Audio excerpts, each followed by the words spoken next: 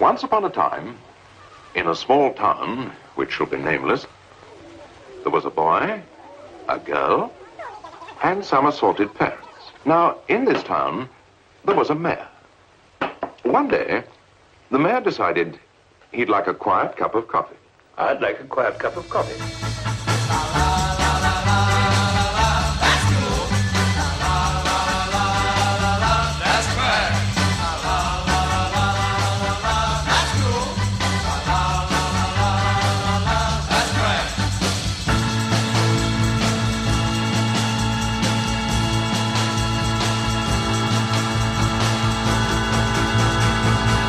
That's trash. Hello and welcome to That's Cool, That's Trash, the podcast where we watch a psychotronic movie online, then get together on Skype to break down the crazy. I'm Matt Howell, and I'm joined today by two good friends, Jacob Balcom. Hey. And Devin Bruce. Hey. Thanks for joining me, guys. Thanks for having me. This is a show that's not really staying dead because we have special occasions like Wings Hauser month and Wings Hauser's birthday, and now this. And what this is during the pandemic revival that we did, Devin joined me with, I think we're with Rob Haferman. Was that who it was? Yeah, it was with Rob. Yeah. Yeah. And we did the Vincent Price Blogathon. And I chose a Vincent Price movie I'd never seen, which was Scream and Scream Again, which is from Amicus. And early 70s sci-fi horror movie. And we had a good time talking about that, but I think I was doing a little bit of a preamble in the beginning and mentioning Amicus, and I said that while they're mostly known for their portmanteau anthology horror films, they started off with a movie called It's Trad Dad, and Devin and I had a chuckle and moved on. And then I saw that the same folks that ran the Vincent Price Blogathon were announcing the Hammer-Amicus Blogathon. And I said, hey, what better thing for That's Cool, That's Trash, a big horror fan like me, than to jump on the Hammer-Amicus Blogathon. And then I jumped in there to claim a movie. I was like, 10th or 15th in, and for some reason typed It's Trad Dad. I thought that would be funny because we laughed about it. And then I thought, well, my good friend Jacob is one of the most musically knowledgeable people in the world. And Devin, you're a singer and you know a lot about music. So we can get on here. If nothing else, we can just rap about music and talk about the movie loosely. So, and what we thought of it. So that's what we're doing. We're talking about It's Trad Dad from 1962, Amicus's first film, produced by Milton Subotsky and Max J. Rosenberg. And they founded Amicus around this time. This was their first project. They had worked together on the film City of the Dead. I don't know if you guys have ever seen that. That's the UK title. It was distributed in the West as Hotel Hell, but it's one of my favorite movies. Fulci ones? No, this is like 1960, and it has Christopher Lee in it, and it's a horror movie about a girl that's studying witchcraft, and she gets sent to this really small hamlet that has a very period library where you can see all these original texts and original sources and stuff like that, and it gets dark pretty fast and goes kind of down like a psycho kind of road. Yeah, highly recommend that film, by the way. But they collaborated on that, Subotsky and Rosenberg, and then decided we work really well together. We made a lot of money on this thing. Let's start a thing. And so they started Amicus. And their first venture, for some reason, after having a small hit horror movie, was to jump into the youth music scene. This was released later, I believe, as Ring-a-Ding Rhythm, which really evokes Sinatra and that era of pop singing to me. So I'm not sure why. There's a song in here called Ring-a-Ding at the end. That's like the big climax. I can see why they were trying to name it something like that, but it doesn't really fit. So what are your guys' relationships with these types of movies? Like I've dipped my toe in this genre of these late 50s, like rock, and it's just maybe a wraparound story about we have to save the orphanage. Let's get, name whoever's popular at the minute, Yeah. And it's essentially a bunch of performances by these artists. And I imagine if you were someone in, bumfuck Kansas who barely even got the records or the magazines in 1959, we're probably stoked to go to the theater and see these artists perform multi-camera performances blaring out of big, huge speakers is probably really exhilarating. But I'm sure it was. I mean, but my experience, I mean, I've seen much of them, but they're so interchangeable with each other. Like I was trying to remember specific ones, but like you said, it's just the same. It's just a basic kind of story that just frames a bunch of really cool performances. We're just like, oh, there's Bill Haley, there's Chuck Berry, and yeah. So I mean, I've seen a lot of those, but they haven't, they obviously didn't make enough of an impression for me to really remember them all that well. But I guess I'm more familiar with Dick Lester's other films rather than the traditional rock and roll film. Yeah, we'll definitely move on to there. I just kind of want to talk about this genre that they were. I mean, this is exploitation. It doesn't have the salacious elements that people associate with exploitation, like a nudist colony thing or whatever. But I mean, this is essentially just saying, let's exploit teenagers because they really like rock and roll music, or they really like. We'll get to the genre specificity of this film, yes, which undid my head, and I just spent most of the movie trying to spool it back up like kite string. But Devin, what is your experience with this kind of exploitation genre of teensploitation of music idols? Like when I think of those things, I think of things like the only thing I can think of is Frankie Avalon and Annette. Right? That is what I think of when I think of teen rock and roll movie. I think Beach Blanket Bingo, et cetera, et cetera. And I'm sure I've seen one of those, or I've seen bits and pieces of a bunch of them. I've never sat all the way through one of those. And I guess my only other teensploitation rock and roll exploitation film is Rock and Roll High School. Yeah.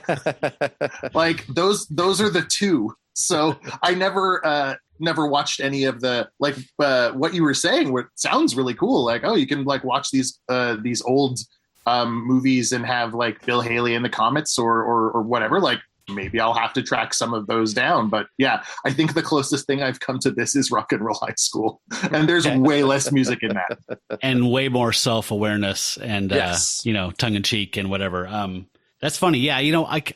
Casting these young stars was not it wasn't a stunt thing. I mean, Jailhouse Rock, which I think is a really fun B movie. It's pretty entertaining, but these ones where the plot's so thin where it is just essentially a concert film, but it's all canned. I mean, it's like when you see anybody from the 60s on any television show, they're just lip syncing and, pantomiming the performance. Yeah, Devin, I've been into late 50s and 60s music has been my favorite era of music since I was pretty much a teenager. I mean, pretty much like 13, whatever. Like I've just gotten more and more into it as I've gotten older. But when I started getting into psychotronic and really digging in and moving into cities where there were psychotronic video stores and you could find this stuff, I would see these things like you're saying, like be flipping through this book of selections from the videotapes of all the weird stuff there's no shelf room for. And I was like, oh my God, Bill Haley in the Comets and so-and-so's in this and Fabian and this is amazing. How do I not know about this? And you really want to go home and get a pizza and put it in and like, oh, because it's just Fabian and Bill Haley in the Comets and people lip syncing. Like it's really, they're really disposable and plastic. How many times in those movies did the main characters start to say something and another character say, no time. Now it's time for this band. Yeah, exactly. So yeah, I don't have a super favorable opinion of this genre in general. I think there's nothing wrong with them. If I meet someone who's into them, I'm like, cool, good for you. But I just, I'll watch one if it's on, but I would never seek them out anymore. I watched like 2 or 3 and I was like, I get it. Completely get it.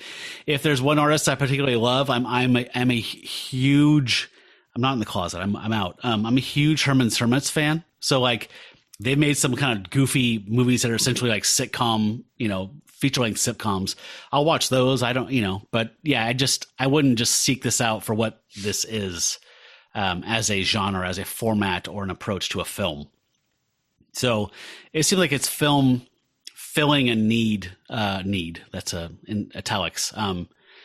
Narrative is not really there. If it is, it's embarrassingly threadbare, like in porno. I mean, it's essentially like a porno, but it's music instead of sex. Mm-hmm. Like, oh, we got to save the orphanage. Okay. Oh, I don't have any cash for my pizza. Yeah. Oh, well, how are we going to save the orphanage? I've got an idea, Yeah. And then Bill Haley starts playing the piano. Somehow that's generating money.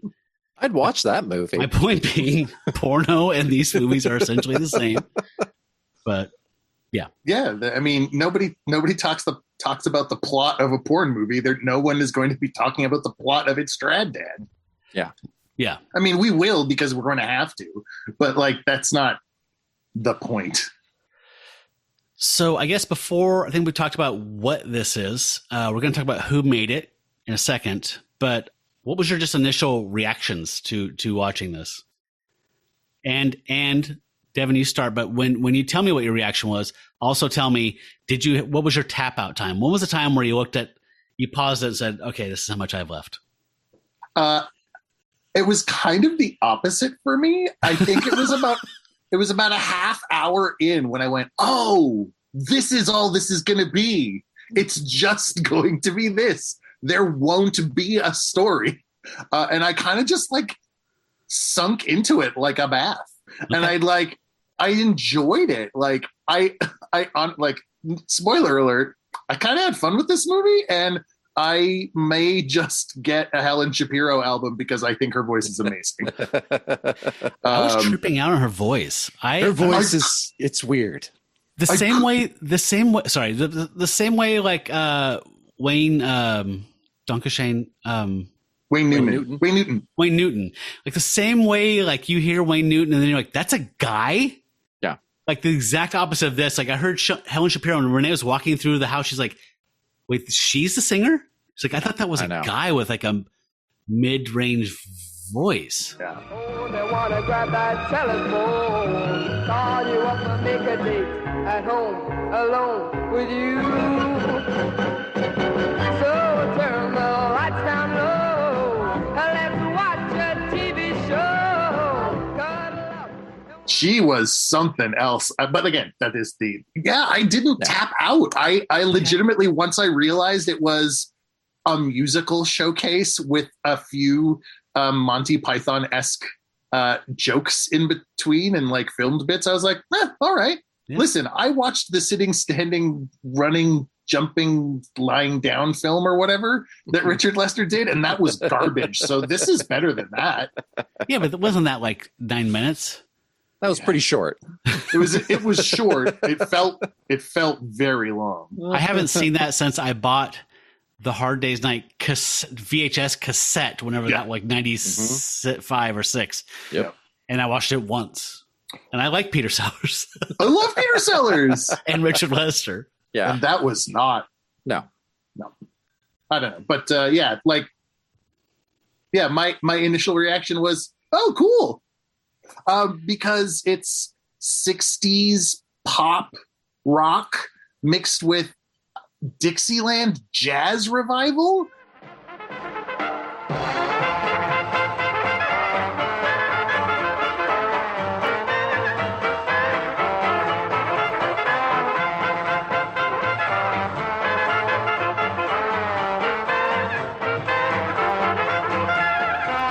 And honestly, it was like, oh, I should tell my dad about this.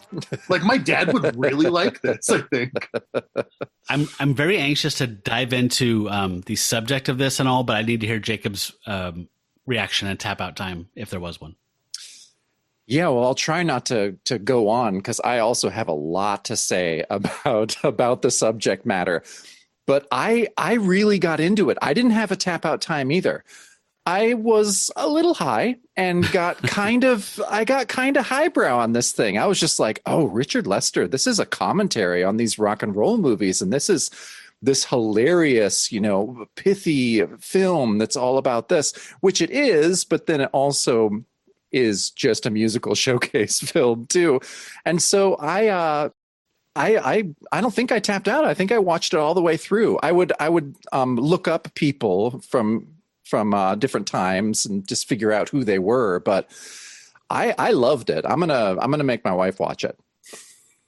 Cool. I'm very curious about her opinion. I don't know. We need to move on to the to the meat of this.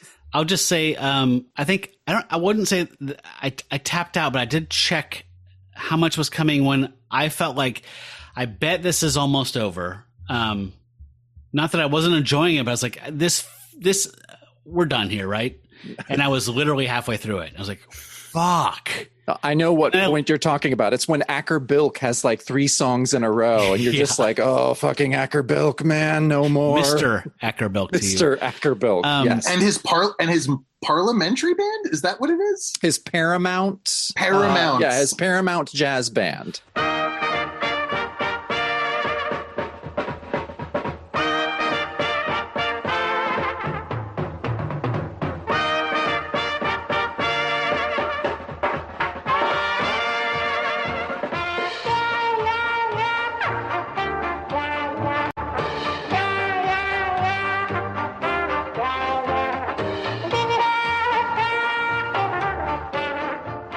That was my kind of tap out time, more or less. I was enjoying it as well, but I was enjoying Richard Lester's work and the things he was doing as a visual creator and an editor. The things where I kind of started losing interest was the content, which is the trad dad. I like how much Dixieland jazz can one man take in one sitting. It's like, it's painful. Like there was this music festival out where I live now called Pickathon, and it started like 25 years ago. When it started, Pickathon, it was a bluegrass festival. 3 days of, you come here, you pay this flat thing, you camp on our farm, and you listen to bluegrass from 10 a.m. to 2 in the morning. And it evolved, now it's hip hop, experimental, blah, blah, and now it's every type of music under the sun. It's a really big festival, indie wise. But, to me, the idea of like listening to bluegrass for more than an hour is really like the fact that there's people out there that are like, I'm getting a plane ticket, I'm flying to Oregon, and I'm going to listen to 3 days of bluegrass. Like that's one notch above or, below like Ed Gein. Like you're just about to like wear people's skin as suits and dance under the moon. Like what the fuck is wrong with you? Yeah. 3 days of bluegrass. I like bluegrass. Bill Monroe, all that. I like it. I appreciate it for what it is, but I'm not going to listen to anything for 3 days. Come on. Anyway, that was my reaction was, we're pivoting into it, so it's natural. But the pop stuff, Gary U.S. Bonds. I'm not a big Chubby Checker guy, but the Paris Sisters. I mean, the stuff that was pop, I fucking loved. I love that era of music. My wife hates late 50s, early 60s pop. I fucking love it. I love it. Officially, I'm a post Dylan pop 60s guy, but I love it all, man. And so I was in heaven with a lot of these performances, but the ones I wasn't were getting on my nerves the second half. And that was the spirit and bulk of this movie. Yes. So yeah, Jacob, if the listener's not aware of Richard Dick Lester, tell them a little bit about who he is. Well, I mean, they've definitely seen one of his films. He directed A Hard Day's Night. It's been a hard day's night.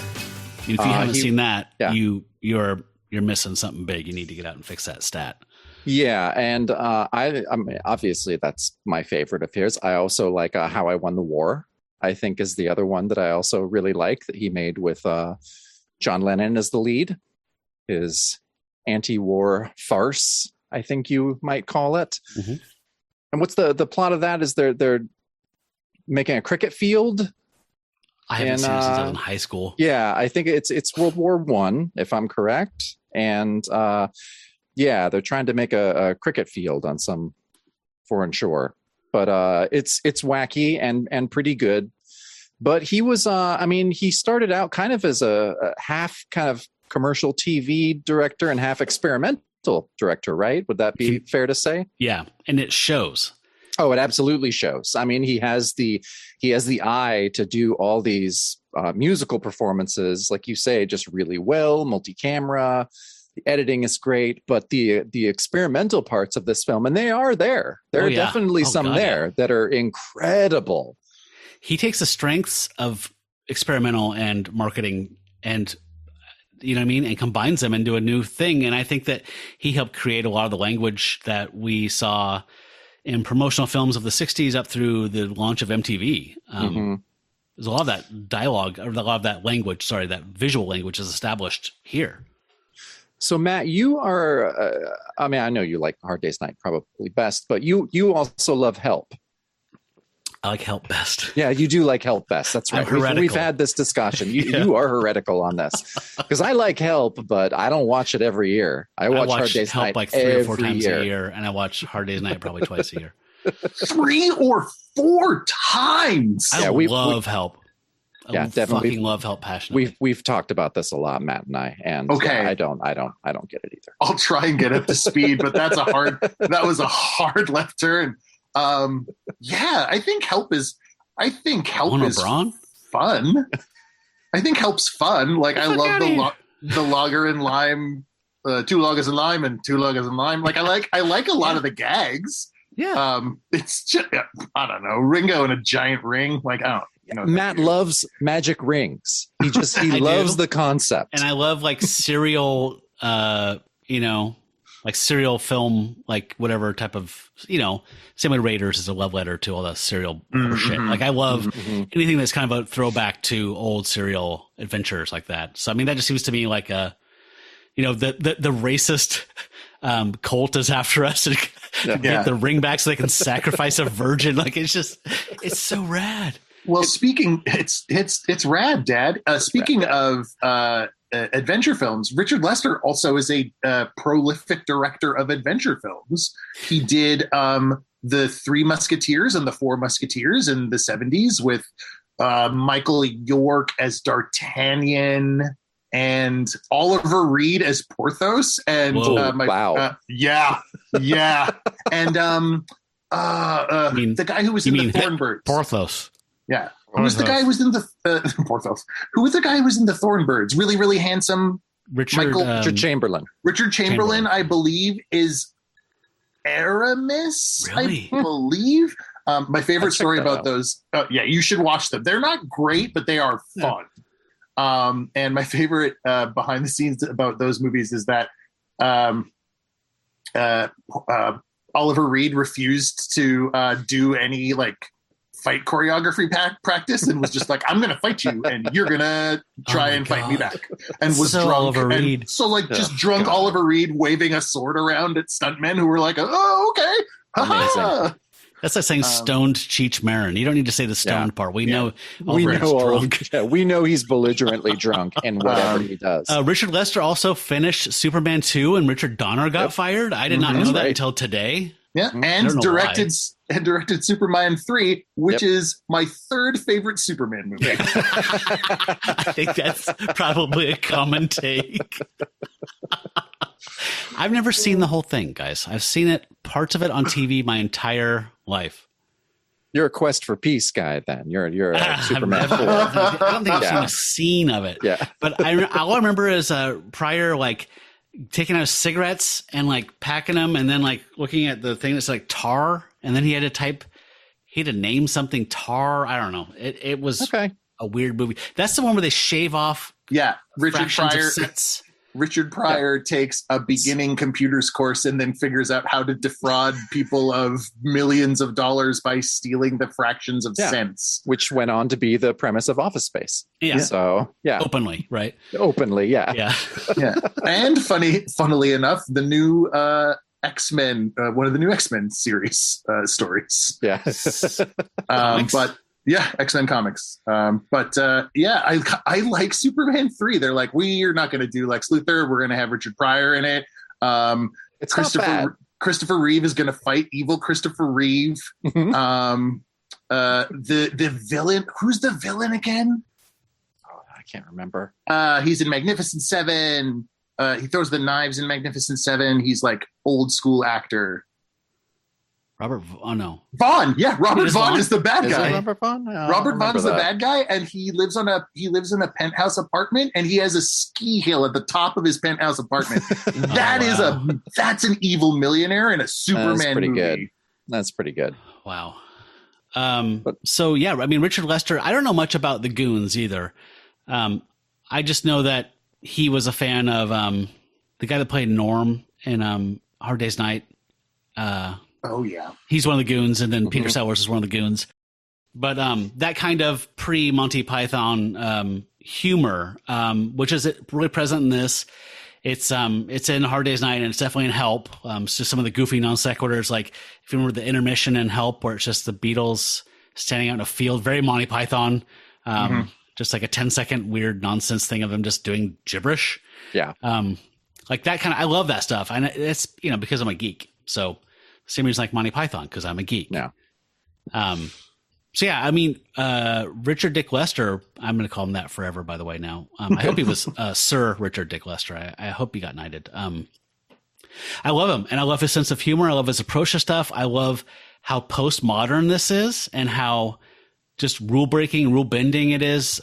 He treated it like a commercial because he was from a marketing background and he was an experimentalist. So a lot of things break rules and just make you just kind of go, well, conveniently, how do we get from A to B? We just do that because I don't give a shit. I'm experimental. But we'll have to get some disc jockeys to help us. Disc jockeys help us do what? Well, to bring a show to this town. A jazz show here? Yeah. But to do it, we'll have to go to the city. How? Where? What do you mean? Can you help us? Me? I'm just a simple narrator. All right. Hey. Crazy. Wow. Okay? Thank you. Thanks. And so to TV Center, to get a disc jockey, to bring a jazz show to their town, to show the mayor that, well, you'll see. But I loved that this was his first feature film because it's so well done and well crafted. And yeah, I mean, like you say, he had already directed a ton of stuff, just never a feature film before. And right. And yeah, I thought, his direction in this is top notch. I can see somebody looking at this and saying, wow, so I've got the Beatles and they're blowing things up and the most creative and intelligent, blah, blah, well, these artists, who we pair them with to bring them to the screen, like definitely see them, this mix. And that's why Hard Day's Night is so brilliant. But yeah, just get the fucking 1920s jazz out of there. And but that's the joke. That is the joke. Okay, let's talk. Okay, so I'm ready. Folks, you can see this on YouTube. I believe it's under the name Ring a Ding Rhythm. But if you search "It's Trad Dad," it'll come up in that search, and the whole film's on there, all 77 minutes. So pause it and go watch "It's Trad Dad."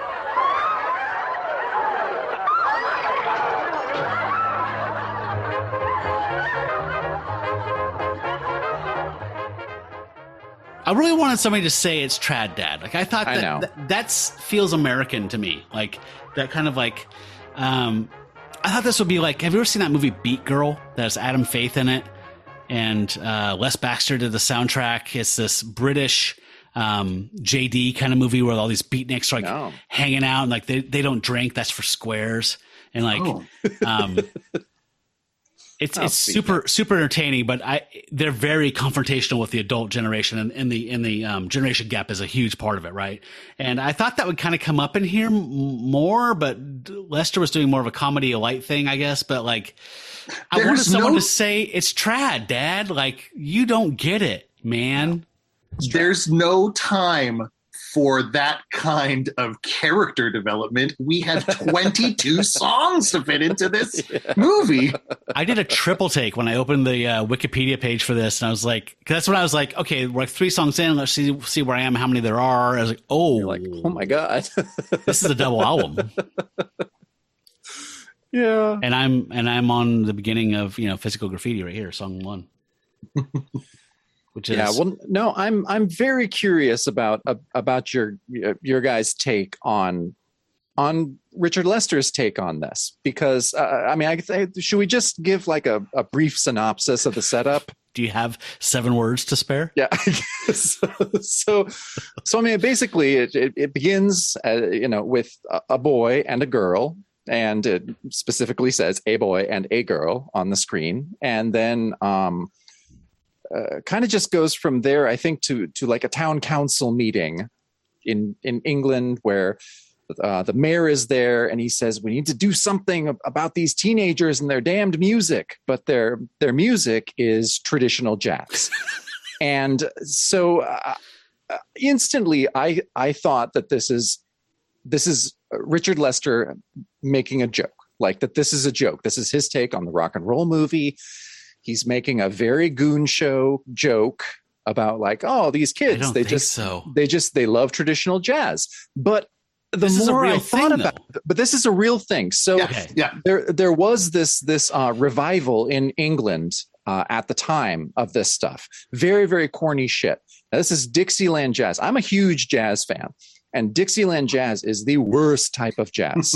It's the genital wart of jazz. Yeah, it is. It is. I mean, if you go back to the original, like early 1920s stuff, I mean, that's amazing. But if it's a bunch of white guys playing jazz and it's Dixieland, it's going to be the worst shit you're ever going to hear. So at first I'm just like, oh, this is a big highbrow joke, you know. But then the more I looked into it, so Acker-Bilk, who is the corniest of the new traditionalists of these jazz, he had the biggest hit song in England in 1962 was an Acker-Bilk song.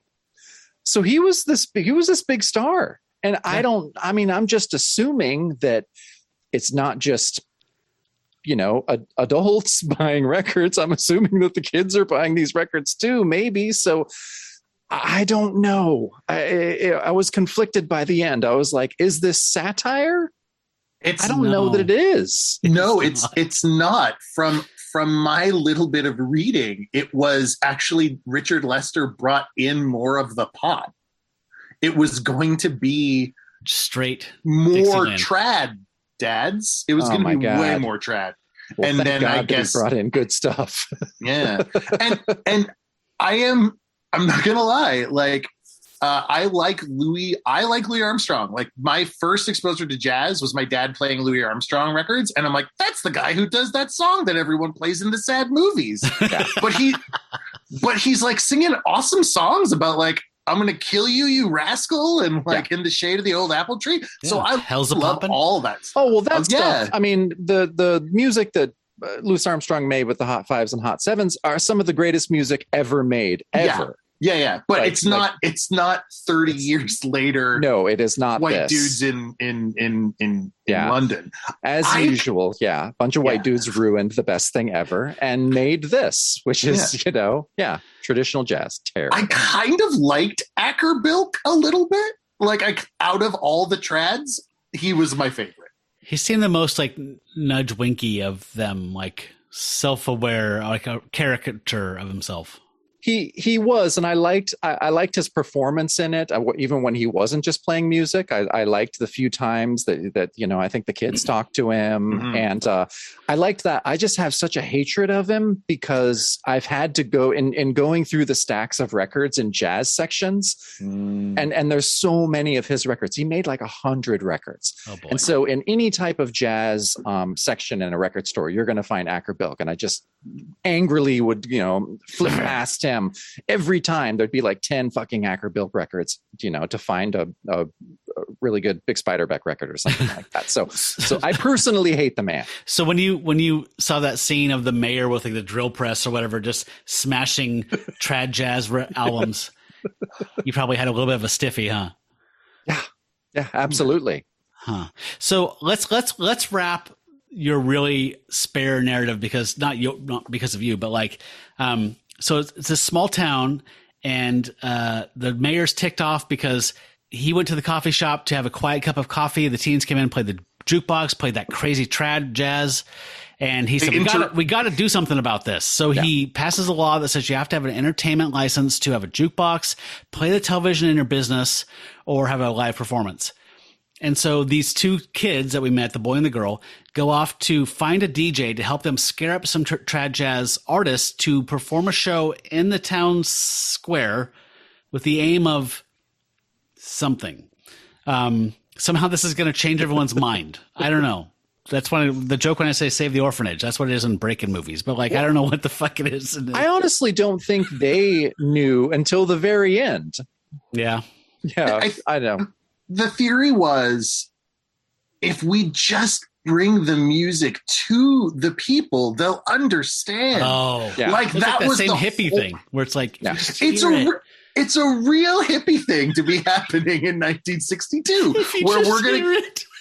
if we just bring the DJs and if we bring the DJs and the clarinets, the people will come and they'll see that our love of Dixieland jazz is pure. Once they hear Surrey with the fringe on top, it's going to blow their minds, and everything will be fine. But these are the same parents that rioted at the Magic Flute or whatever. So this is my main question is like, I get this setup and this generation gap thing and this whole you kids and your loud music, but why? Again, that's the only thing that did not jump on you with the Richard Lester thing is like, why did they pick a music type that was popular when their parents were born? Like, Why are the music of the 50s your favorite music, Matt? Yeah, but I have I don't like have the 50s. thoughts I like the about 60s. this. You said Because- 50s and 60s off. well, mic. I late 50s, 60s. I mean, yeah. See, but Yeah. I think I have thoughts that I think that people born in the 60s and 70s were kind of the first to look back, because my parents were born in the 50s and they didn't look back. You know, they listened to hippie stuff. They weren't like, oh, Tommy Dorsey, that's where it's at. You know, they didn't look back to their parents' generation. It was only after that people started looking back and kind of getting into that. So I don't understand what these fucking English kids were all about, like getting into this trad jazz thing. I don't get it.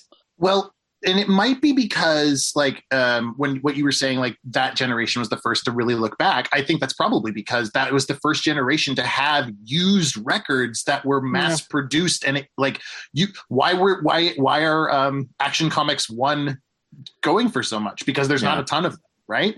But like, you know, like it's easy. It's not quite everything available all the time forever streaming services, but it's the first time you can go back and check out stuff that happened before you were born. True. Yeah. True. If you just had 78s before, which are, you know, really easy to break and don't, you know, stick around for very long. So maybe with the invention of the 7-inch and the 12-inch record, that it was a little easier to look back. So yeah, I can see that, but no, it makes me very suspicious of British youth. I mean, me too. I mean, if that's what you got, then, you know, no wonder you bailed out for World War II. I mean, yeah. This is your big rebellion? Oh, yeah? Well, I just took grandma's record collection and I'm fucking my girlfriend to it. Yeah. Listen. Jesus Christ. As the Canadian in the room, I'm not quite as angry at the English all the time as you are. So I'm like, yeah, okay, they liked this music. Weird. There's very clearly to me a link between some of the girl group stuff and some of this stuff. There's not. It's not quite a. What was the seven sad sons of bitches or whatever? Like Temperance Seven. Temperance Seven. The Temperance Seven. Okay. Holy We're not there mackerel. yet, but I actually like them because they are surreal performance artists. Yeah. I get that. They were doing called weird it shit. megaphone crooning. Yeah.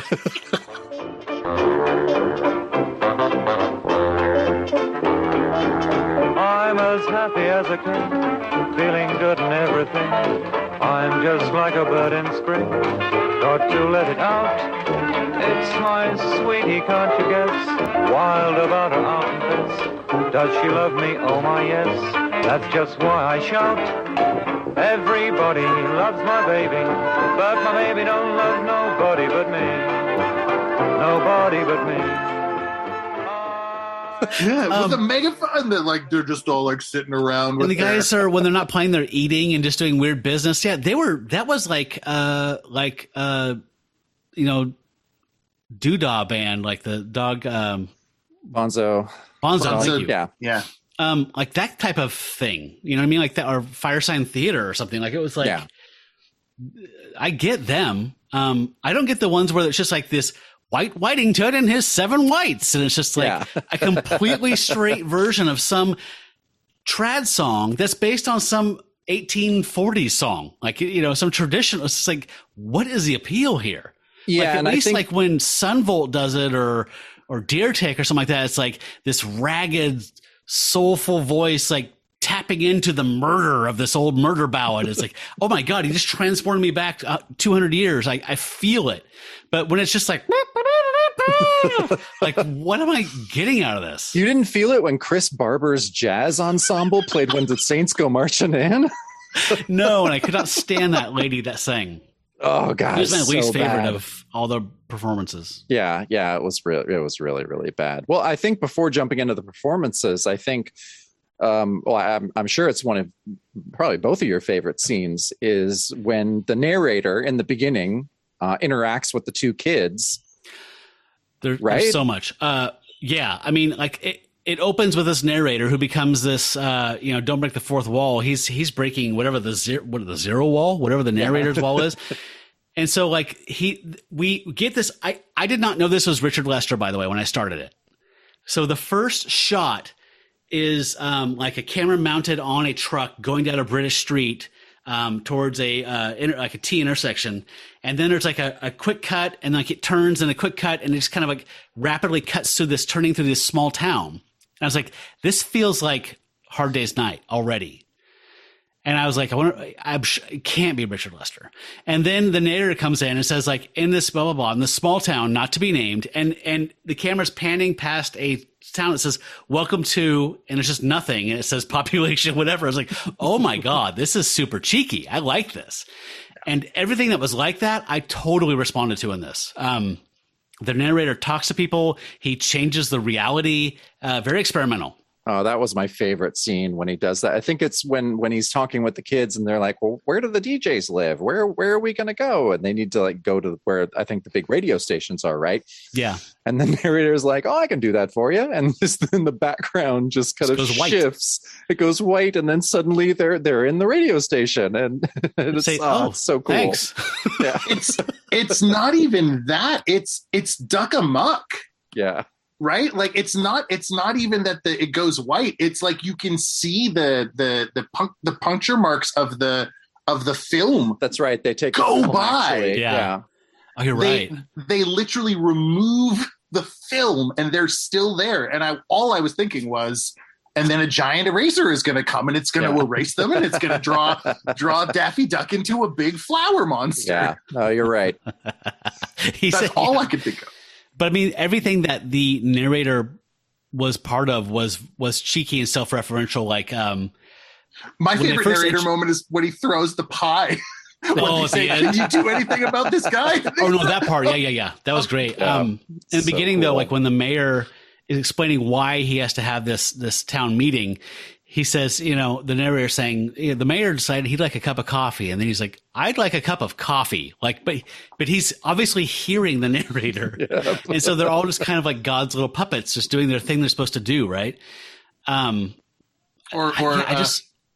is the mayor going to think if he finds out if it's a jazz show? I just found out it's a jazz show.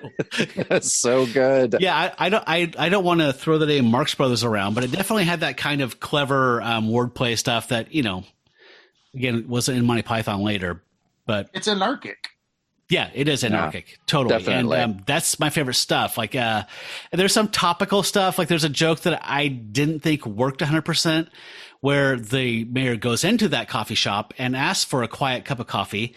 And the guy goes to this newfangled, crazy looking espresso machine from Italy. And he puts the cup down. There's like 6 or 7 pull handles. And he goes just making like slide whistle sounds like woo, and steam's like, and nothing really happens. And then he pulls one handle and 2 lumps of sugar come out. Another handle makes some cream come out. And then he opens a little box. And it's just got a pot of coffee in it, and he pours coffee in it. Like, okay, I get it. Italian coffee is probably strange to you. Yeah. Not that funny. Yeah. So I think from there, once they get to the radio station, the first, and this was one of my most exciting moments, the first live like radio performance that we see is by Gene Vincent, who is so fucking rad. He sings Spaceship from Mars. Yeah. I think. And oh God, so good. Like I love that era of Gene Vincent. He's just such a badass. Hi there, ladies and gentlemen, and welcome once again to our weekly show. Something old, something new. And first tonight, something new from Gene Vincent and a spaceship to Mars.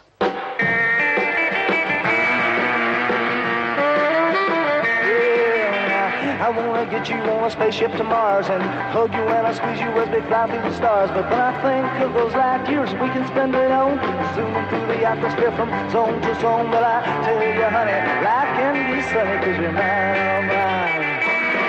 Yeah, I wanna get you on a spaceship to Mars, I'll hug you and I squeeze you as we fly through the stars. This is my first exposure to Gene Vincent, and I actually asked Matt to pull a quick bit for this, but there is a part in Spaceship to Mars. Spaceship. I forgot. Anyway, that song where the rhythm entirely falls apart. Like I was actually like tapping my foot along to the song. I was like, and then like there's an extra beat, and then he falls apart, and the band falls apart, and it's like a solid 5 seconds of why is this happening? Why didn't you do another take of this? And then it's fine. Yeah, I thought that was an editing glitch at first, and then I realized it was a performance one, and it existed in film, which is weird, right? Because film's whole thing is you have absolute control. Yeah, I know. Unless it's a cinema verite documentary. I mean, like, you know, like I just watched the other night on Shudder, Terror Train from 1980 with Jamie Lee Curtis for the first time, and it's a slasher movie on a train. But David Copperfield, is that his name? Yeah, the magician. He plays like he's been on screen several times as himself. This is the first time he plays a character, but he's on this train, this party train. He performs a set of magic, and Joe Bob Briggs during the breaks was like, "I don't get magic in movies. Like, everyone in the audience knows the stakes are non-existent because you control all the illusion. Illusions don't matter on film. Like, you know, F is for fake, Orson Welles, all that shit. Like, you're hyper aware of the medium. So showing a magic act without it being a means to a joke or a setup of something is so weird. Yeah, it was always why I never understood as a kid why people would watch David Copperfield on TV. Yeah. Like, he could fake it. Yeah. And like, but that's the same thing as like, why does Charlie McCarthy and Edgar Bergen have a radio show? Like, right. But what's even weirder is like David Blaine. I mean, TV specials of illusionists continued into the 21st century. Yeah. People saw Gollum crawling around widescreen, you know, theaters, and they were like, I still want to watch this guy encased in glass for a week. If David Copperfield came to Edmonton in 1986, I would have been begging my parents to take me to see live magic. But when he showed up on TV, I didn't care. I thought you meant to get a shot at him. Yeah. 7-year-old Devin was just like, magic! 7-year-old Devin liked Gallagher. 7-year-old Devin liked a lot of weird things. He sounds like fun. Can we get him? Hey, may I speak to 7-year-old Devin? Yeah. Are you deep enough under? May I speak to 7-year-old Devin? What's up, guys? I have your peanut butter and jelly. Is it crunchy or smooth? David Copperfield's on the TV. Anyway, that was one of the very few like, oh no, why did you do this? Why is this still? And then I was like, all right. And also, why was his mic stand like a foot shorter than it needed to be? Yeah. Yeah, I don't know that either. I mean, maybe that was for the film, but if even listening to some of like Gene Vincent's, I don't know, more rare performances, and they all kind of fall apart. Like that's really? What's that whole kind of era, you know, of this like early rockabilly kind of weirdness, and it's all very, I don't know, very, very proto. Just as early and weird as it can get. Yeah. There were some performances where I was like, is this supposed to be like attractive or like sexy? What did I write? Del Shannon, I was like, Del Shannon? awesome. And he came out looking like a great face sweaty for radio. Frankenstein's monster. He's got a great face for radio, is what they say in TV. Like, he's just like in a suit that's too big for him. His hair is just like, he looks like his shoulder. It looks like his shoulders are attached to his ears. I'm like, what are you doing? Necklace Wonder. Not a teen heartthrob. No. I like Del Shannon's music, and I like his ill-advised psychedelic pop album that he did too as well. It's fun to listen to, but not something I want to look at, especially not like 3 stories tall in a theater. Can you imagine that looking at you like fucking Big Brother? Yeah. I was like, this is where they got the idea to do horror movies. It was this one, and they're like, oh, Frankenstein. So, Jacob, go ahead. Sorry. I was just going to say the only person that I thought, I mean, I think Gene Vincent looked pretty cool, but I actually thought John Layton looked the coolest. He sang the song Lonely City, and I was very excited to see him because I know his stuff from Joe Meek compilations because his first few singles were produced by Joe Meek. And they're called Johnny Remember Me and I think Wild Wind. And, you know, Joe Meek, British producer, kind of pioneered a ton of effects and a lot of cool production techniques. Yeah. And so it was just cool to actually see John Layton and be like, oh, okay, he's pretty fucking cool. Like he's just as cool as his music was. So that was my big excited like fanboy moment. It's like, holy shit, John Layton. So I don't remember that like from any Joe Meek comps or from the actual performance. No, I don't think Joe Meek worked on that particular song. No, I mean just like I don't remember his name from like Joe Meek collections. Oh, okay. Yeah. I mean, he only did, I think 3 or 4 songs total with him, but they're ones that I would definitely, if I do DJ sets out, I would definitely play some John Layton. And this is like, he was a generic white guy. Like what was his, okay. Yeah. Just someone for Joe Meek to mold. Yeah.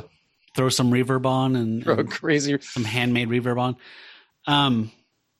You know, some of the Lester humor came through here a lot. I liked in the cafe when they're dancing, kids eating a sandwich and a gardener comes in to tend to the in-house plants. Yeah. And he takes the shears out and he's trimming the plants and then he trims the lettuce off the edges of the thing and then sprays insecticide all over them. Insecticide, Jesus. Yeah. Cobain much. That was very funny. And then like when the kids, the boy and the girl looking around the I don't know if this is supposed to be the BBC. This is hub of like where all these TV shows and radio shows are happening at once. But they open a door that says music department or something like that. And it's just a rack like flush with the door jamb. And it's got instruments and stuff, but there's also musicians that play them all stacked like cordwood. And that was a great gag. And when they open it, like they just kind of start playing. Like, yeah, just very Richard Lester nonsense. Looney Tunes kind of thing. Yeah. My favorite performance I would say my favorite performance in the whole, like, we haven't got DJs to come to the town yet part was Another Tear Falls by Gene McDaniels. Oh, that was great. That was pretty good. He was so cool. His voice, like that was like, I went back and rewatched that song because I'm like, he's got a great voice. And one of the more interesting ways to film one person on stage. Spotlight. Yeah. And a cigarette. It was cool. It was a cool approach, man. I'm not familiar with his music. I was a little surprised. I don't know him. He was a singer for a bit in the 60s, and then he became a songwriter a little bit later, and his most famous song is Roberta Flack's Feel Like Making Love. He wrote that song. Yeah. Damn. Did he wow, I'm trying to find a delicate way to ask this question. I remember that bit and thinking, wow, if this guy sang something that didn't sound so white, I would be a fuck, you know what I mean? Like early Marvin Gaye, like it just sounded really white. That song was super 1962 white pop song. And I wanted to hear him sing something with a little bit of soul, a little bit of R&B to it.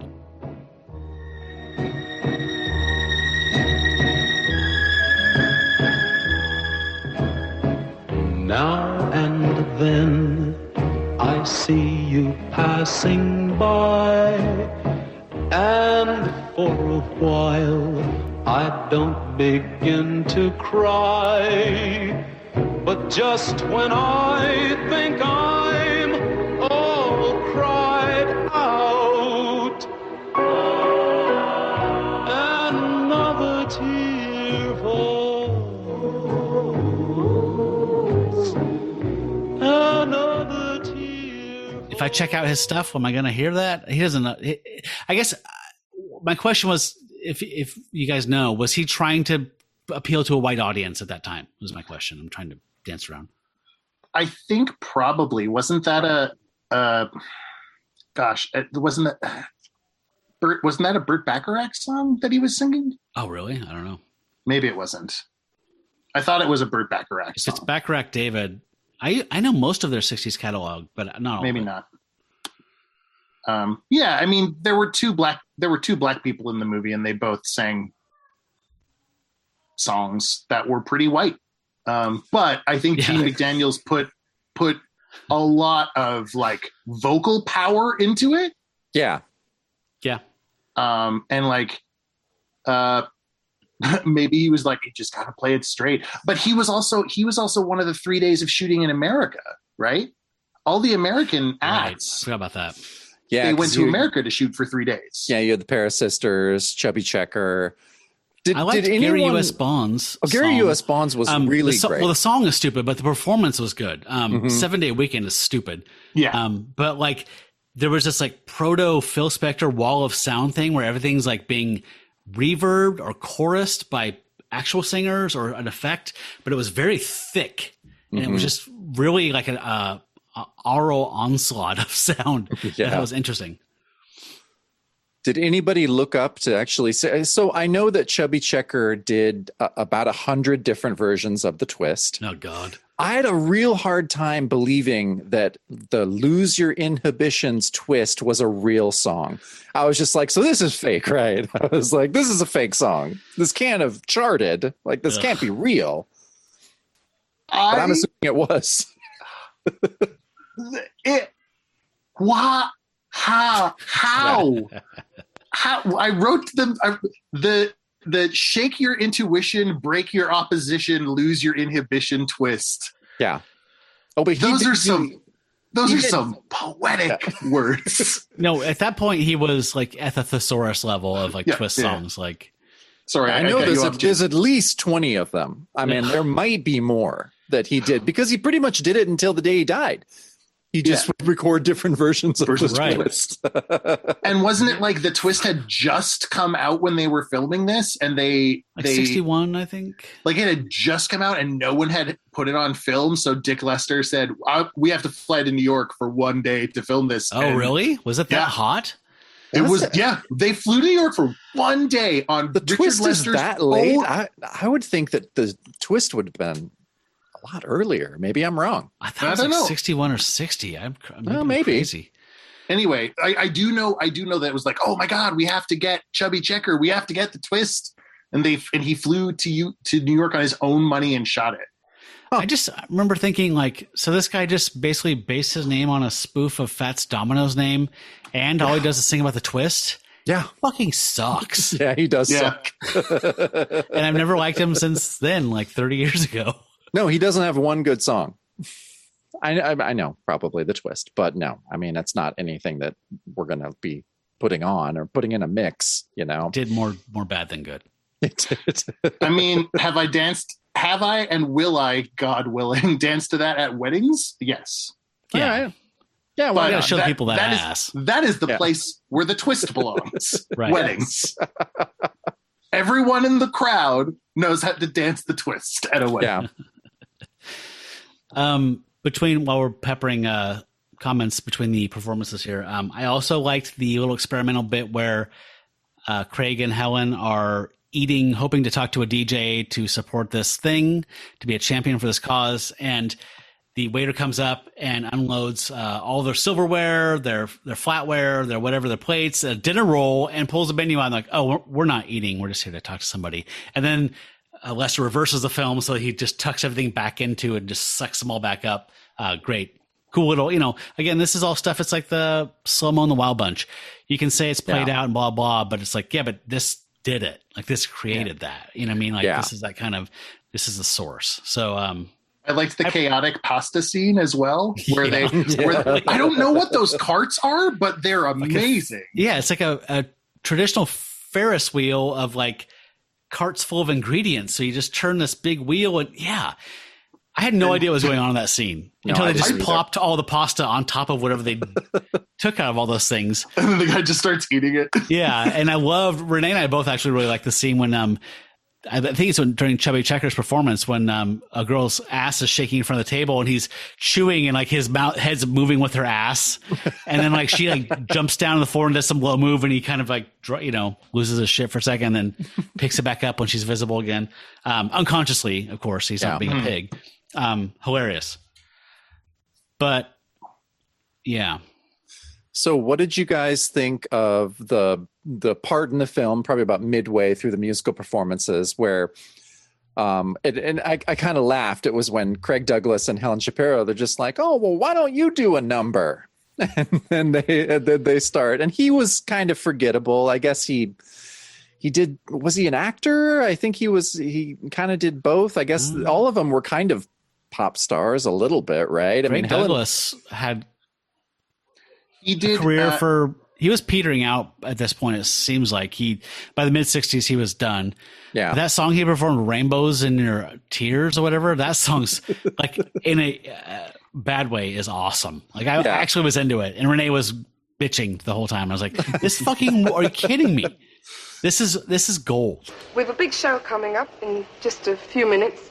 But meanwhile, how about listening to some local talent? Come on. Rainbows, rainbows, rainbows in your tears. When the one you loved has gone and you're left alone to count the cost, when your Mr. Right proved wrong and it's plain to see you've loved and lost, just remember, even gray sky clears. When the sun appears, there'll be rainbows in your tears. Yeah, so Craig Douglas, I think he was 21, I think, when this is filming, but Helen Shapiro was 16. Yeah. And like we were talking about at the top of the episode, her voice is just so unique. Do not expect that voice to come out of this tiny child. Yeah. She recorded her earliest songs when she was 14. Yeah, she had that voice when she was 14. Yeah, it's like a Peggy Lee kind of a deal or something, But I thought it was, she was great. So Devin, sorry. Oh, I was just going to say, Devin, I'm with you. I think I'm going to look up some Helen Shapiro songs. So Devin, you're in an a cappella group. What range is her voice in? If you had to say, it's almost, it's like low alto. Yeah. Like she could sing high baritone with that voice, I bet. Yeah. Okay. She could definitely sing a tenor part. Like give her a men's tenor part and she would be just fine. Huh. She's got a really rich lower register. And like she doesn't ever really get super high, but when she gets high, it really brightens up. Yeah. Her voice gets really bright. I was just like, I can't believe her voice. I drove out to my parents' backyard because COVID in Alberta is a horrifying nightmare for Thanksgiving today. And I just listened to Helen Shapiro on the way back, and I'm like, that's awesome. This is fun. I like this a lot. Did you hear some stuff you like? Yeah? Yeah. There was some good stuff. Where was it here? I was curious enough to dig in. I haven't done it yet, but I wanted to get into Spotify or something like that and check it out for sure. Me too. Yeah, I enjoyed her, and I would recommend it because what I had looked up was pretty cool. Okay. I felt that after the kids get up and they sing a couple numbers, And after Helen Shapiro's second song, I mean, the music takes a nosedive because we get to the final, the actual performance. This is the actual save teenagedom performance. Yeah.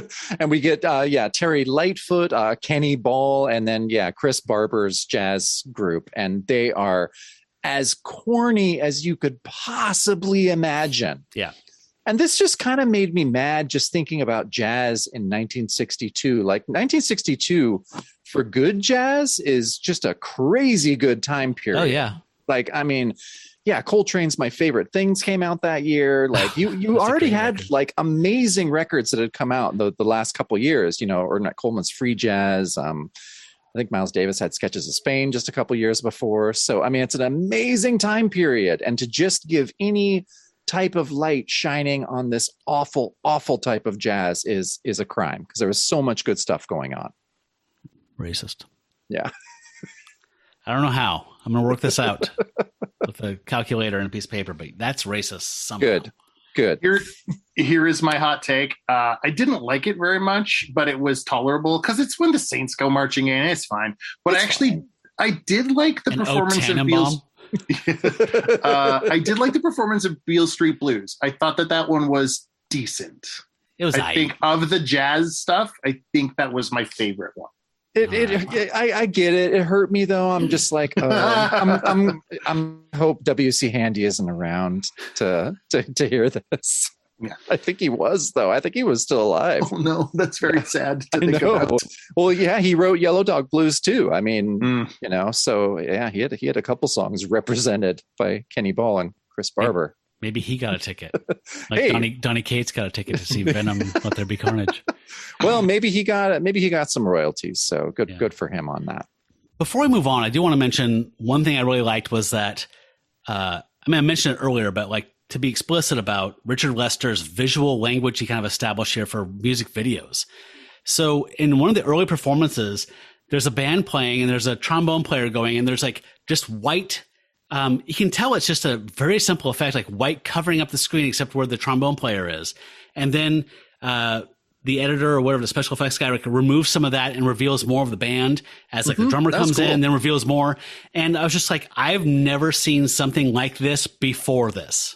So this is the first instance of this kind of visual manipulation of using negative space and using the graphic like elements to block out and manipulate in syncopation with the music to make the film become a musical film. I mean, obviously musical films existed long before with animation, since the dawn of playing a wax cylinder or whatever with a movie. But I mean, like, this was like the start of the music video. Yeah, I'd agree with that for sure. His editing pace, which, people call frenetic and energetic and whatever. I mean, again, that is what makes music videos interesting to look at, and probably, 60 years down the road ruined our attention span or something like that. But like, these quick cuts between band members and people happening, stuff like that, and cutting on the beat, all the stuff that to now is like completely obvious to us. He kind of was inventing here in many ways, or at least solidifying the practice of. Yeah. And I mean, when you have a movie with 22 songs in it, you have to figure out a way to make it look interesting. Yeah. You can't just shoot 22 bands, right? Like you have to do something. So on Spaceship to Mars, you have, what was the singer's name again? Gene Vincent. You have Gene Vincent in the middle of a close-up of a saxophone on one hand, and what was the other instrument on the other? I think it was the guitar. Guitar. Yeah. And so they're filling the sides of the screen with just like, let's shoot that interestingly for a bit. Yeah. I was, as a guitar nerd, I was just like, oh, that Guild guitar. You just looked at that headstock of that Guild. You're just like, oh my God. So that happened, which I really loved. And I never grew tired of watching him manipulate the cameras. So like you were saying, Devin, some of this was shot with the U.S. artists in the U.S. Yeah. I assume that was a second director and not Richard Lester. Nope. No? They flew to the U.S. to do it. So cool. That's awesome. So I was going to say like that McDaniel's performance, like, that would kind of make sense because that was more mood based and a lighting piece than it was an editing piece. But no, Lester's just a fucking genius. Yeah. He read the song and he made an artistic decision. Yeah. Wow. And I mean, all the American stuff doesn't have the other characters in it because they weren't there. They were just filming Chubby Checker or whatever. So you're limited by, we can't have the kids come on and dance or whatever. But then you get to do like, that sitting on the stage, smoking the cigarette, like that's classic 1970s TV of just like, yep, now I'm going to sit on a stool and sing a sad song. And it's perfect for that. Yeah, it is. But like that Chubby Checker thing, like that was, like you're saying, filmed in the States, but there were cut-ins of the girl's ass and the guy eating pasta watching her ass. So like, it was even masterfully intercut to have an illusion of it being all in the same space. Yeah. Huh. So, in the end, I also did like the goofy thing when the mayor is like trying to stop this. So once they realize that this is not a performance, like a classical music performance or whatever in the park, he actually just approved a trad jazz performance and he's upset. He gets everybody mobilized, all the National Guard or whatever you call them in England, to like stop the jazzmen from coming in to perform. And they have this big 3D like board with all the roads and stuff in town. And then these like Hot Wheels to like show like touring vans and stuff like that. And they show the army guys like setting up a giant rubber band between two trees. And then we cut to the actual model of it and you see it pulling up in its literal rubber bands. And they set one up behind the van as well. So it just starts ping ponging back and forth between these two rubber bands. It's funny and a goofy, weird, like, again, this would be Hard Day's Night. This would become the Monkees. This will become, Banana Splits. I mean, no, it's really funny. It's a funny gag. Yeah, it's a good gag. Sorry, that's all. I'm done. Oh, the other thing was Ilk. What's his name? Acker Bilk. His music video was cool in a almost primitive way because he did Frankie and Johnny, a very standard, and they did still photography, acting out the story, which is like the devolving the medium. Yeah, like we can do better than this, guys. This is like a photo play. But that to me seemed very English comedy. Yes, of the time. It definitely was. That makes sense to me in a Monty Python thing where they're just like, yeah, okay, and now we'll do a bunch of like photos in a slideshow or whatever, right? I didn't quite understand why there was a camel with a Union Jack on its back in that sequence of films. That didn't quite make sense, the pictures to me, but everything else made sense. I also like when they talked about they went to see the sheriff and it was a sheriff. Yeah. Oh yeah. Yeah. Is that what explains the whole motif change to? I think that's where, I think that's how they I was wondering why it pivoted to Arabian stuff. Okay. Well, because he was the sheriff. He was the sharif. Well, they also, one of the songs that Acker Bilk did was in a Persian market. So yeah. Like a famous song he did that he would be associated with? No, he did it in the movie. Was it? Yeah, he performs it right before. It's in the middle. He performs it right before John Layton does Lonely City. Okay, to be honest, there was a lot of them. Yeah, no, there were. Acker Bilk has like 6 performances in this. It's way too many. Is that like when they're coming into this recording studio with the food cart? I think so. Yeah, they do kind of run together a little bit. But yeah, like you were saying, Matt, at the end. So all this happens. The mayor moves in, mobilizes everything, and I think how it ends, at least with him, is that he sees that it's a success, and someone comes up, or the kids go up, and they're just like, "Oh, Mr. Mayor, this was all your idea. You get all the praise and the glory for this wonderful concert." And he was like, "It was my idea. You're right. This is all me." And yeah, that's kind of how it ends, really. And then Craig Douglas sings the Ring a Ding to close it out with Ellen. Yeah. That's the movie. Yeah, that is the movie. So again, subverting expectations. Amicus, what's he going to choose? Vault of Horror?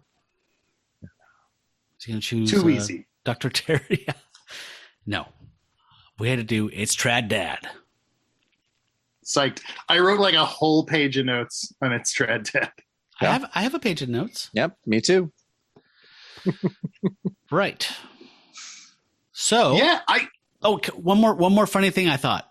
When they're going through the TV studio, again, there's just these little vignettes that are just jokes that work for me.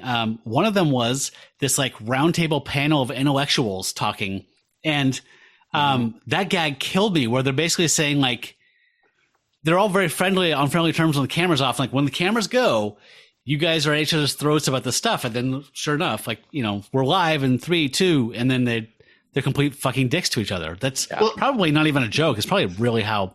I mean, I hear a lot of stuff about U.S. politics where these people are pretty friendly, and then they go on TV and give these vicious quotes about one another. Sadly, it's pretty real, but yeah, that is real. That was the one bit that reminded me the most of a Monty Python skit. Like I could have heard it on a Monty Python record. What do you think of Dr. Blah Blah Blah's new book? It's rubbish. It's rubbish. And then response, pow. Yeah. That part made me laugh. I laughed out loud several times in this, and that's saying a lot for a pretty creaky comedy, even by a talented director. Subject matter was shit. Well, I'm spoiling things. Let's do final thoughts. Or we just go to final judgment, I guess. Yeah, let's go into final There's judgment. not much to really think about, is there?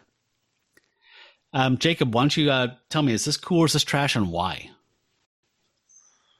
I had a tough time coming up with a final judgment, but I have to go with whether I took into the account that I did really enjoy about half the musical performances. I didn't tap out. I watched the whole thing. I didn't look at my phone, didn't be like, oh my God, how much longer is this? So I think that Richard Lester's direction, the half of the songs that were pretty good, and a lot of the gags, I think I enjoyed it. I think I'm gonna go. It's cool. It's quite a preamble to a cool. Yeah, I had to qualify it a little bit. I won't lie. Thank you. And Devin, same question to you. I think it's cool. I think it could have been trash. I think on paper it was trash. I think they gave Richard Lester a script. He's like, yeah, when's the full script coming? And they're like, this is the whole script. And he's like, oh, okay. And then he made this weird thing that definitely exploited like popular music markets, but also was just like, oh yeah, let's do cool anarchic humor. Let's set the stage for all of this stuff. And that's me with a lens on it now. But I watched it and went, this guy went on to do Hard Day's Night. It is very clear that this guy went on to do Hard Day's Night. And I have a new music crush that I want to listen to more. And I've had a couple of the songs in my head all day. And I'm flattered. I think it's cool. Helen Shapiro. Oh, Ellen Shapiro. Gotcha. Not crush like I have a crush on the 14-year-old girl. I would just child. Yeah. I just would. I want to listen to her. That's super cool. Yeah. Don't come down to the States, by the way. We have pretty serious laws here, and small town sheriffs will take you out in the woods. We have more serious laws than you do. Yeah. So are you going to be my sponsor? Like my advocate if I want to naturalize or whatever? I mean, I'll do my best for you, man. Wow.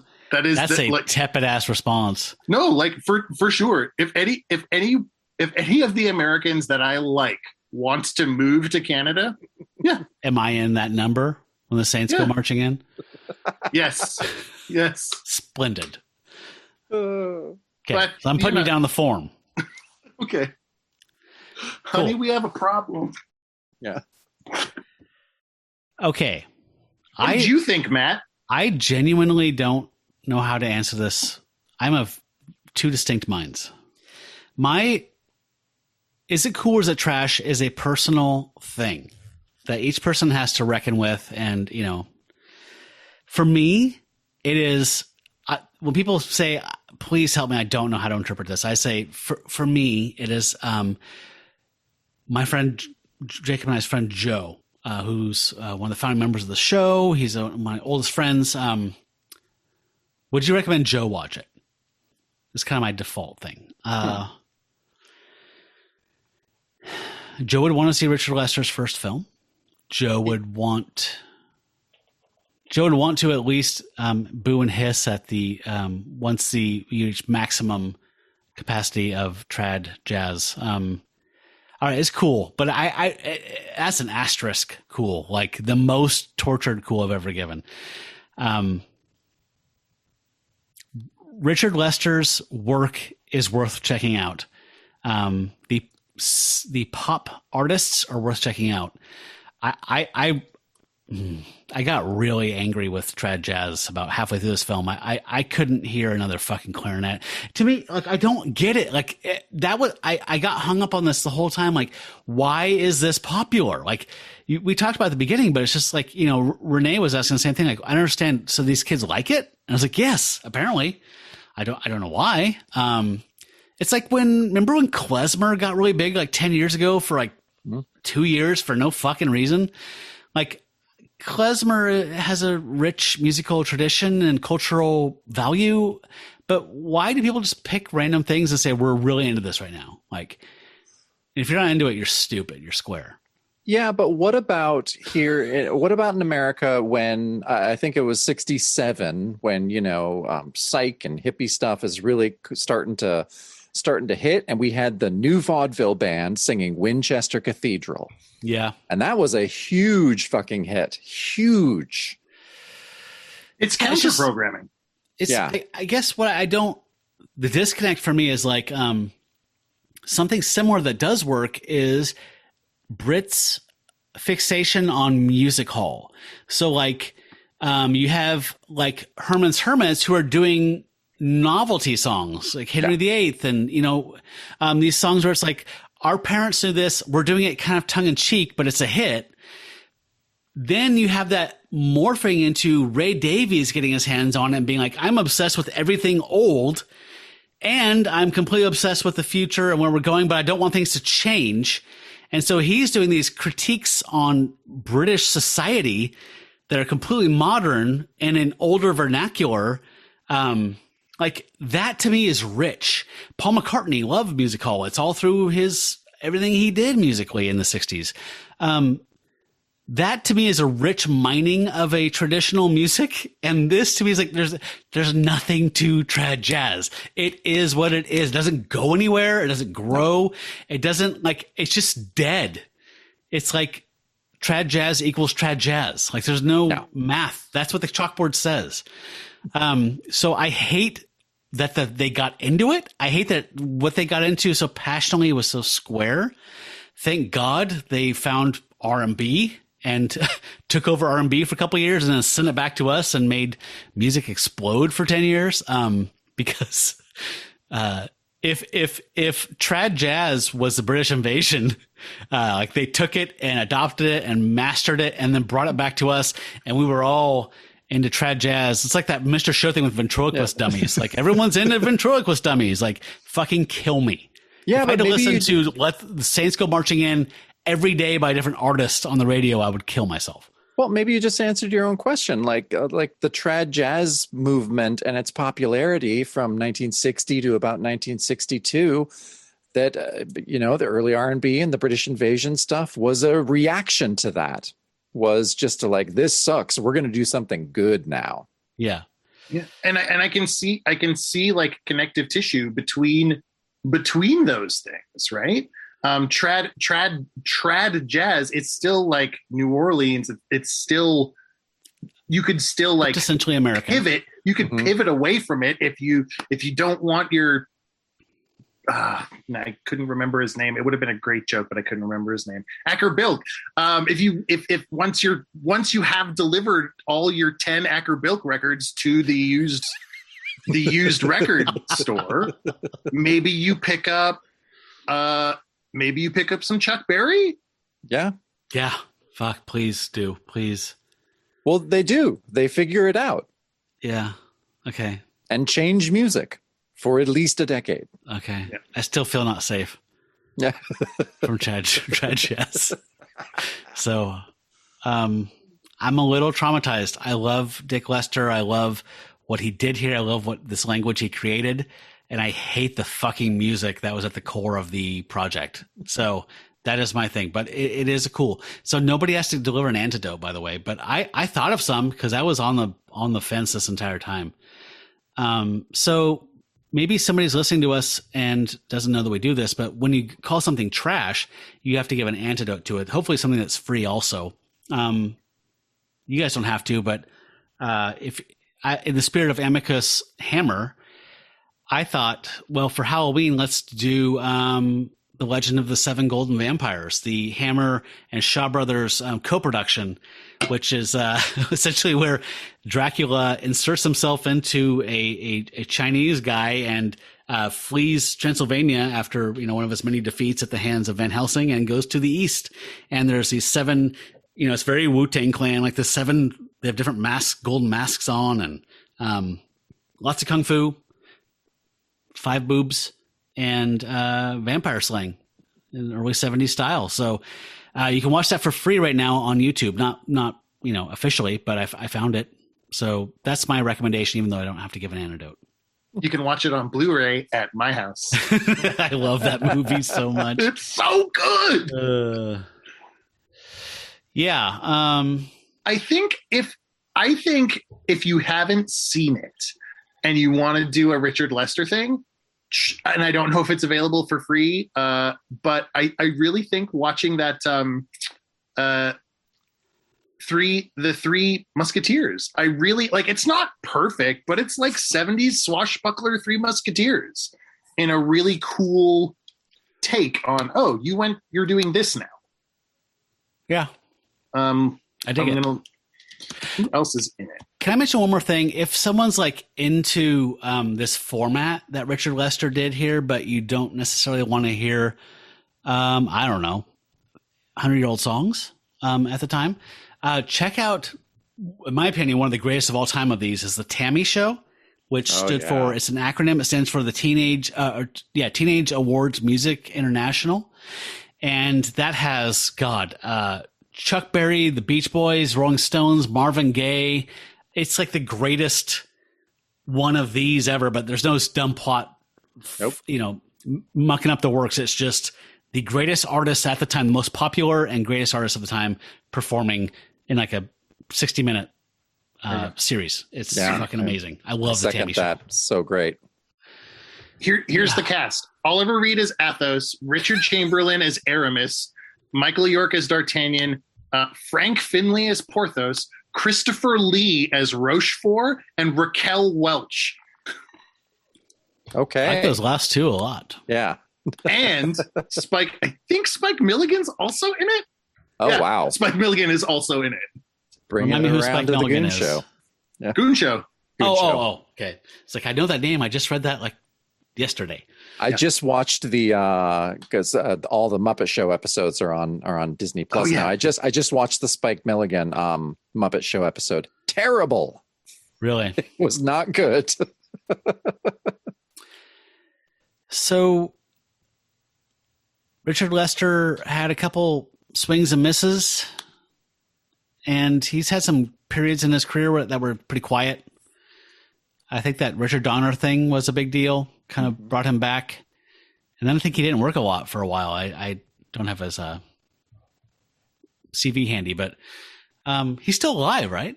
He is still alive. It's funny. I went to Wikipedia because that's the easiest thing to find the information on like filmographies. And it actually says Richard Lester, commonly referred to as Dick Lester, is an American former film director based in the United Kingdom. He is billed as a former film director. Oh, wow. And they go to the point of pointing out you don't work anymore. Yeah. Well, he's 93 or something. Hey, so what? You're right. Bela was going till he dropped dead. I mean, yeah. He also did Robin and Marion. I forgot about that. With Sean Connery. The Sean Connery, Audrey Hepburn, Robert. Isn't that it? Wow. It's middle-aged Robin Hood is played by Sean Connery, and middle-aged Maid Marian is played by Audrey Hepburn. Wow. So his last credit was for Get Back, a Paul McCartney concert film in 91. Mm-hmm. Interesting. Okay, guys. Well, thank you for joining me on this musical adventure. I'm so glad you had me watch this. I am. I enjoyed it. Yeah, me too. You're not mad, Devin? No. Listen, when you said, Devin, do you want to watch It's Trad, Dad? My brain went, oh, it's happening. It was like a Devin signal was like launched in the sky. I was kind of disappointed because I thought it was going to be one of those like super teensploitation things where it's just about kids angrily, fighting with their parents and dancing like a Footloose for 1961. I didn't think. Nope. I don't know. Yeah, I didn't think it would be a cavalcade of artists, but I am just imagining what if the plot of Footloose was Kevin Bacon driving into town and asking DJs to come to his small town. What if that was the plot of Footloose? Okay. On our way out here, Devin, tell the people where they can find you online, musically or otherwise. I am in an a cappella group. Theoretically, we have not performed or practiced together since the start of the pandemic because, airborne disease. But we are a group, theoretically still. We are called Apocalypse Cow. It's Cow with a K. You can find us online, and we have music of it. Thank you. And Jacob. Well, you and I just finished a long run of a podcast called Werewolf by Night. That's true. The podcast. True. And so there's many hours of you and I talking about an old Bronze Age Marvel horror comic. So you can definitely find me there. Uh-huh. Are we not talking about your album? Oh yeah, I've made a few albums. One of them's online. It's called So Long Everybody. Under my name Jacob Balcom. It's on Bandcamp. And it's a weird little folk record I made out at a farm a few years back. Yeah. I recommend people check that out. And Apocalypse Cow. All right, guys. Thank you for joining me on this little journey here. For That's Cool, That's Trash, I'm Matt Howell. I'm Jacob Balcom. And I'm Devin Bruce. You folks out there, stay trashy. That's cool. La, la, la, la, la, la, that's trash. La, la, la, la, la, la, that's cool. La, la, la, la,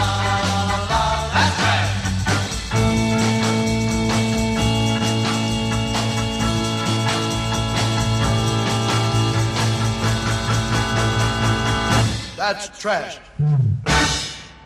It's garbage, folks. And so the boy, the girl, and the mayor lived happily ever after. At least until after the finale. Bring it in. Bring